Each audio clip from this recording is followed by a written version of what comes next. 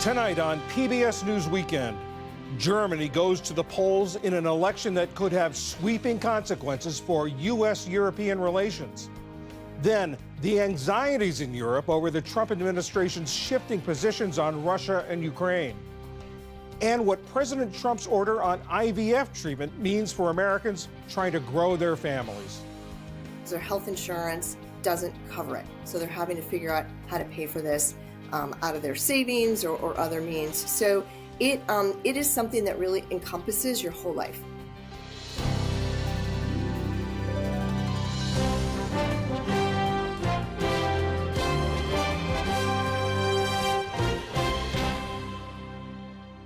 Major funding for PBS News Weekend has been provided by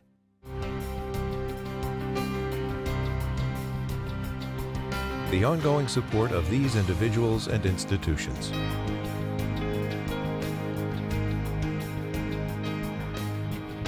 And friends of the NewsHour.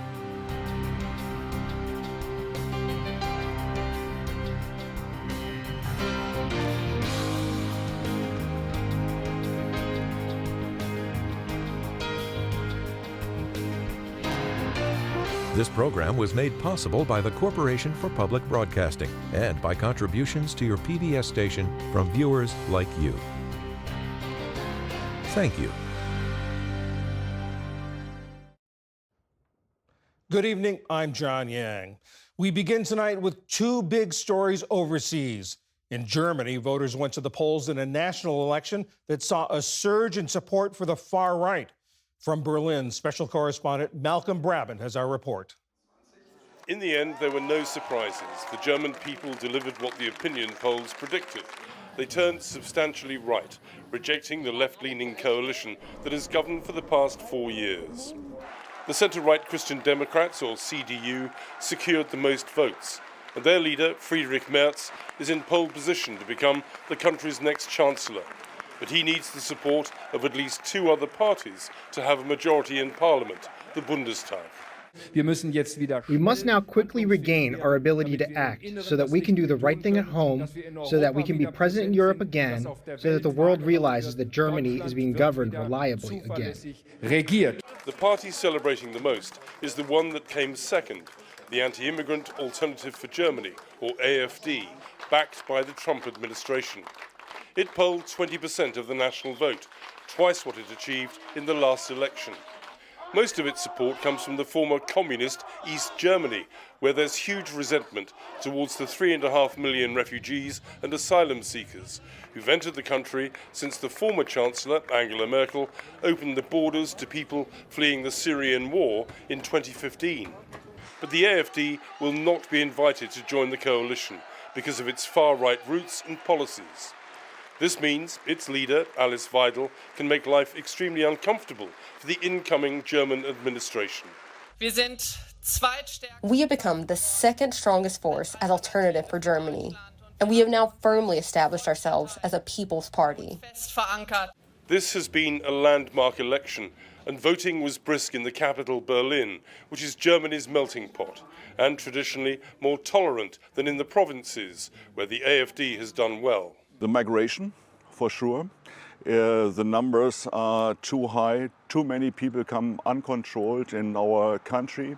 And Clinton-wise, it's the economy, stupid. The economy really has to work again. While the Social Democrats and Greens come to terms with the scale of their defeat, the victors must get to grips with migration, the economy, and potentially the worst relationship with the United States in peacetime. Although Germany has taken a firm step to the right tonight, it's not going to get the government that its people voted for. The CDU leader, Friedrich Merz, has made it quite clear that he's not going to cooperate with the AfD, and so he'll have to partner up with the outgoing left-leaning Chancellor, Olaf Scholz, who may require considerable concessions. And Merz will also need the help of a third party to have a majority in Parliament. And so the horse trading begins. 35 years after the wall came down, Germany is once again a divided country. For PBS News Weekend, I'm Malcolm Brabant in Berlin. And in Lebanon today, thousands turned out for the funeral for Hassan Nasrallah, the former longtime leader of Hezbollah. He was killed nearly 5 months ago in the war with Israel. The funeral came just days after Israel failed to meet a second deadline to withdraw from southern Lebanon as part of a fragile ceasefire deal that brought the latest conflict to an end.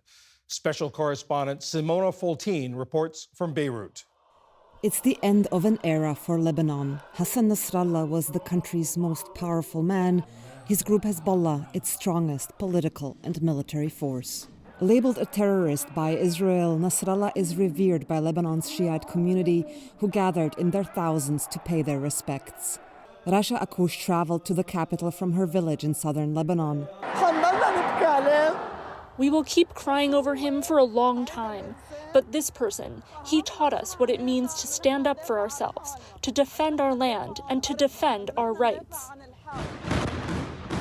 Nasrallah was killed on September 27th when Israel pummeled Beirut suburbs with a barrage of bunker-busting bombs supplied by the United States. Despite his demise, his supporters have remained defiant.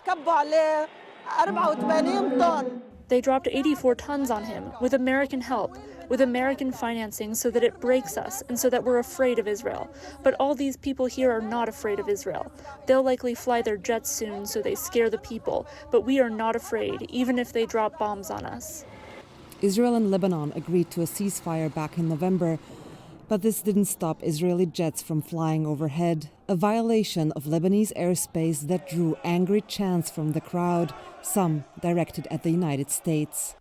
Russia's demands towards the U.S. government are clear. We want the United States to stop financing Israel. It's very simple, and we want them to leave the Muslim world alone.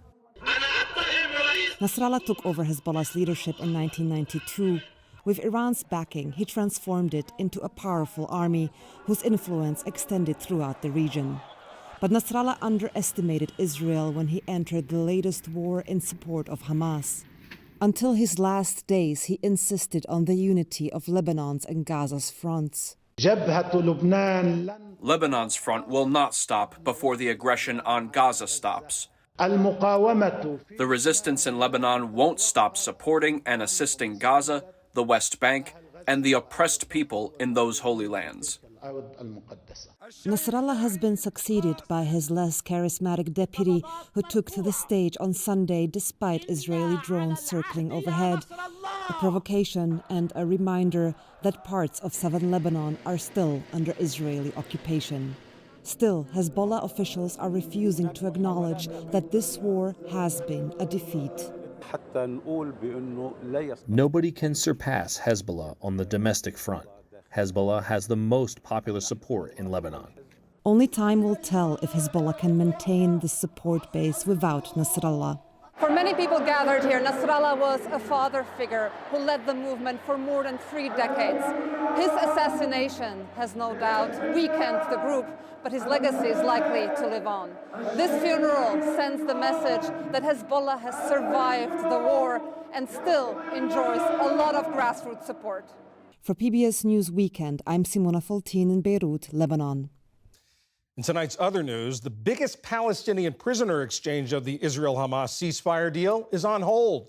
Israel delayed the release of 620 Palestinian detainees it was supposed to free on Saturday until Hamas gives assurances that it will stop what Israel calls humiliating hostage handover ceremonies. The Palestinian prisoners' families had gathered in the southern Gaza city of Khan Yunis to greet them. I have 4 prisoners, my 3 sons and my husband. I came here yesterday to wait for their release. We were happy despite the cold and all the difficulties we endured on the road to arrive here and to receive them. They haven't been released yet. The deal has faced a setback and they haven't been released. Hamas says the delay is a violation of the ceasefire deal. Meanwhile, Israel moved tanks into the West Bank for the first time since 2002. Israel says it's trying to stamp out militant activity and that troops will remain in the West Bank for the coming year to prevent displaced Palestinians from returning. More than 2 million federal workers have until Monday night to explain what they did at work last week or risk losing their jobs. Emails from Elon Musk's team instructed the workers to list 5 things they accomplished. On X, Musk posted that failure to respond would be taken as a resignation. According to emails obtained by PBS News, federal employee unions And officials at the State Department and some other agencies have told their employees not to respond to the emails or to wait for more guidance. The Vatican said the Pope remains in critical condition with early signs of kidney failure. They say he's alert and receiving supplemental oxygen after suffering a respiratory crisis on Saturday. Catholics in Rome and around the world prayed for the pontiff. I am very, very sad. I don't know how you can continue normally at this moment. I would just stay in prayer, all of us in prayer for him. For me, he is a special person. I truly have no words. Francis was unable to give his usual Sunday prayer at St. Peter's Square. In a written message, the Pope said he was confidently continuing his treatment. He also noted tomorrow's anniversary of Russia's invasion of Ukraine, calling it a painful and shameful occasion for the whole of humanity. And U.S. skiing star Mikaela Shiffrin has become the first skier to win 100 World Cup races. The milestone came today when she won a slalom event in Italy by 0.6 of a second. Afterward, Shiffrin cried and thanked her teammates and competitors for their support. She only returned to competition 3 weeks ago after recovering from a serious accident in November that's left her anxious about racing. No other downhill skier, male or female, has ever won more than 86 World Cup races. Still to come on PBS News Weekend, how countries on Russia's borders are keeping a sharp eye on the war in Ukraine, and what Trump's executive order on IVF could mean for Americans trying to grow their families. This is PBS News Weekend from the David M. Rubenstein studio at WETA in Washington, home of the PBS NewsHour, weeknights on PBS. The shift in U.S. support for Ukraine and its war with Russia, which enters its 4th year tomorrow, has raised alarms not only in Kyiv but in capitals across Europe. A new documentary finds that those anxieties are especially high in some of Russia's neighbors on the Baltic Sea, Estonia, Finland, and Sweden. Every day we are working to get this message over to Russia that even if you try, we will make you pay. Russia invaded one of their neighbors, so it was quite a awakening for the whole Swedish society and of course the Swedish armed forces. Yeah, at least in this part of the world, we would be ready to fight tomorrow. The film is called Putin's Endgame: The Stakes Beyond Ukraine. It was produced in partnership with the Atlantic Council's Eurasia Center. It's the work of two veterans of NBC News, producer Joel Seidman and correspondent Kevin Tibbles. Kevin, I'd like to start with you. In the film, we see you traveling through these countries, asking a lot of people the same question. What if Putin wins in Ukraine? I want to play a little bit of you talking to two young men about this in Estonia. What happens to Estonia if Putin wins Ukraine? We never thought about it, actually. Why? I don't know. It's terrifying to think about this. Yes, and the part of our brain is just blocking. This scary thought about... Yeah, because we don't know what this guy wants and what consequences this will bring. How strong and how pervasive were those sentiments in what you found? They were very strong, very pervasive. You know, what's interesting about that is that those two young men were in the town of Narva, which is just across the river, Narva River, from Russia. Putin has already said that he wants to retake Narva. But what is also interesting here is the fact that the Soviet Union took Estonia, Lithuania, Latvia, the Baltic nations during the Second World War.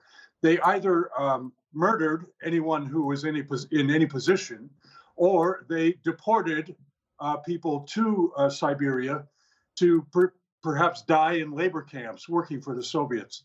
So the memories of that history are very strong. But you can also tell on the faces of those two young boys that they're scared to death. They're scared to death of the question that I asked them, to be honest with you, John, because they don't know what's going to happen. But what they do know is that Putin is right across that river. And they feel that Ukraine is fighting their war, preventing a future war with them. Is that right?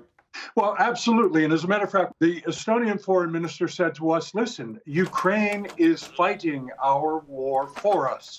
We need to give them as much support as possible. And he's talking about bringing up levels of GDP to support NATO. And of course, Article 5 says that if any member of NATO is attacked, everyone jumps in to assist in that.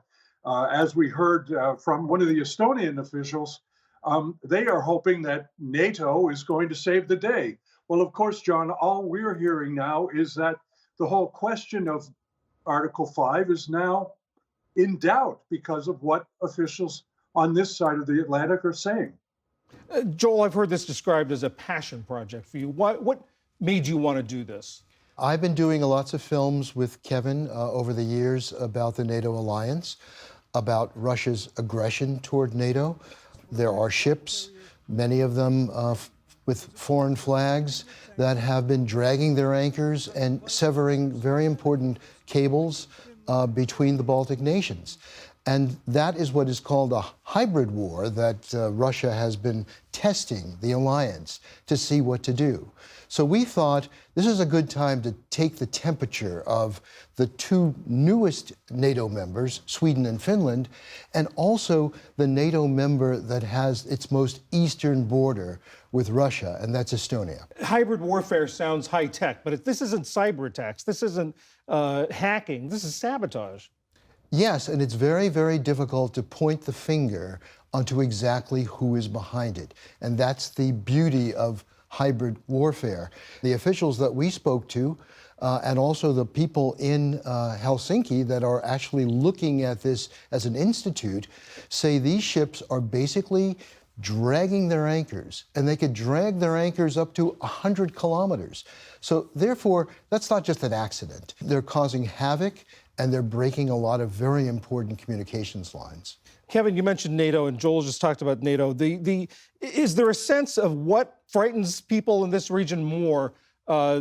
President Trump's sort of pivot away from Ukraine, or his talk about perhaps leaving NATO? Well, I think they're both part and parcel of the same thing. And the word that I would use is fear. What Joel was talking about in terms of hybrid warfare, you know, it goes way beyond the shipping. For example, the Estonians say that the Russians are jamming their GPS signals and that sometimes planes can't land at their airports. It all seems to be a pattern of trying to destabilize societies. We saw that in Ukraine prior to the invasion of Ukraine. In the end, the Estonian foreign minister said to us that this is Donald Trump's Churchill moment. Does Donald Trump want to be seen as someone who perhaps stopped the Third World War, stopped the invasion of the other side? If Vladimir Putin is really trying to recreate some imperial/Soviet-style Russia, I mean, these people in the Baltic nations know exactly what that's like because it's their relatives who were sent to Siberian labor camps. So they are looking to the United States, and the events of this past week, I think, have probably scared the living daylights out of them. Joel, what do you hope people will take away from this? I think that certainly our audience is the American people, and I think this is an area of the world that's a little bit alien to them.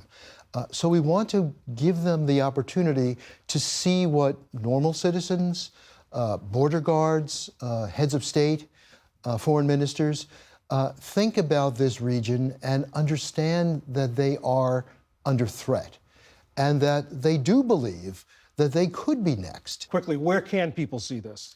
Certainly they could see it on the Atlantic Council's YouTube channel. It is right there at the very top, and we encourage Americans to take a peek.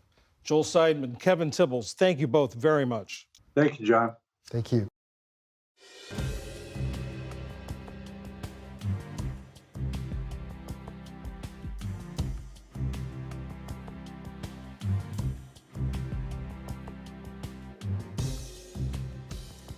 One of the executive orders President Trump signed this past week seeks policy recommendations to expand access to in vitro fertilization. According to a 2024 survey, 1 in 10 women of reproductive age say they've received fertility assistance, including IVF. But insurance coverage for the procedure is limited, and paying out of pocket is out of reach for many families. Ali Rogan spoke with Barbara Kalura, who's president and CEO of Resolve, the National Infertility Association, which advocates for people experiencing challenges building families. Barbara, thanks for joining us. I want to play you what then candidate Trump said on the campaign trail about IVF. Under the Trump administration, we are going to be paying for that treatment. So we are paying for that treatment. All Americans who want it? For all Americans that get it, all Americans that need it. So we're going to be paying for that treatment, or we're going to be mandating that the insurance company pay. How does this executive order stack up to that campaign pledge? Well, first of all, thank you so much for having me on. When candidate Trump said that on the campaign trail about covering IVF, we really didn't have a whole lot of detail and weren't really sure what was going to happen. When this executive order came out, the executive order simply calls for policy recommendations to be provided to the White House within 90 days. So this executive order doesn't actually fulfill that campaign promise, but we look at this as a first step. What are some of the barriers that women face, parents face, when they're trying to access IVF? Well, it's interesting you said women. About a third of infertility is due to male factors. So it's both a male and a female issue. And this is highly skilled medical treatment. Not everybody needs IVF that goes through infertility, but those that do, it is a pretty intense process. It's medically taxing on your body. It takes a toll on your emotions. It is something that a lot of people are paying for out of pocket. In other words, their health insurance doesn't cover it. So they're having to figure out how to pay for this out of their savings or other means. So it is something that really encompasses your whole life. Why do insurance providers tend not to treat IVF treatment the same way they do other medical treatments? Boy, I wish I knew. This has been our battle since IVF started, which was in 1981 here in the United States. Resolve has been advocating for insurance coverage for IVF since then. And we've gotten some laws passed in a few states, but it is a long haul. Insurance companies view this as elective, which is really disgusting to think about your reproductive system and a desire to reproduce and have a child as being elective. And so this is a continuous battle that we face at the state level with employers and certainly at the federal level as well. This executive order is asking for policy recommendations to increase access and lower the costs.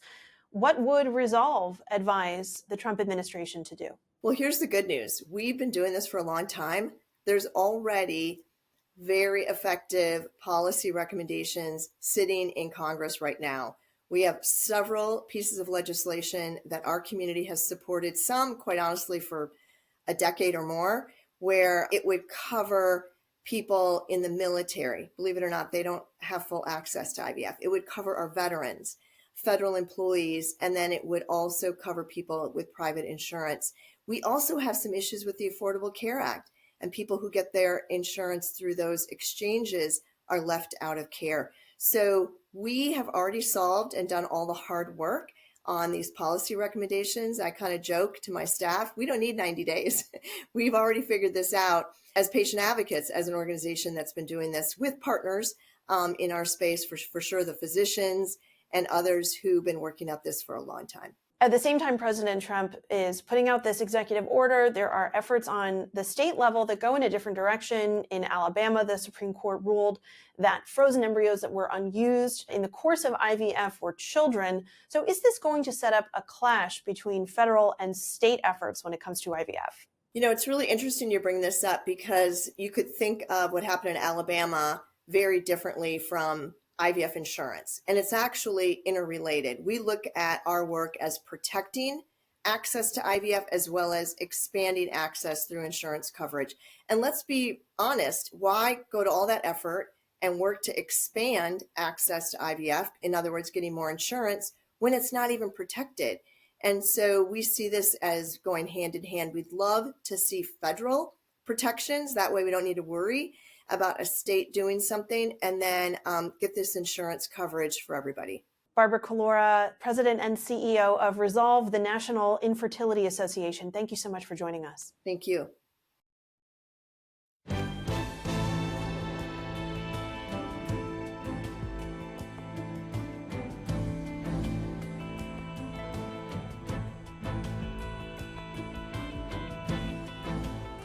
Now on the PBS NewsHour YouTube channel, Laura Barone Lopez and Tim McPhillips explain what the U.S. troops recently deployed along the southern border are there to accomplish. And that is PBS News Weekend for this Sunday. Monday on PBS NewsHour, what the mass layoffs at the Internal Revenue Service could mean for taxpayers and tax collection. I'm John Yang. For all of my colleagues, thanks for joining us. Have a good week. Major funding for PBS News Weekend has been provided by... In 1995, two friends set out to make wireless coverage accessible to all. With no long-term contracts, nationwide coverage, and 100% U.S.-based customer support. Consumer Cellular. Freedom calls.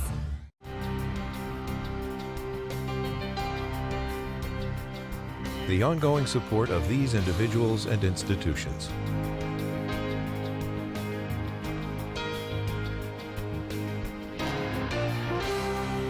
This program was made possible by the Corporation for Public Broadcasting and by contributions to your PBS station from viewers like you. Thank you.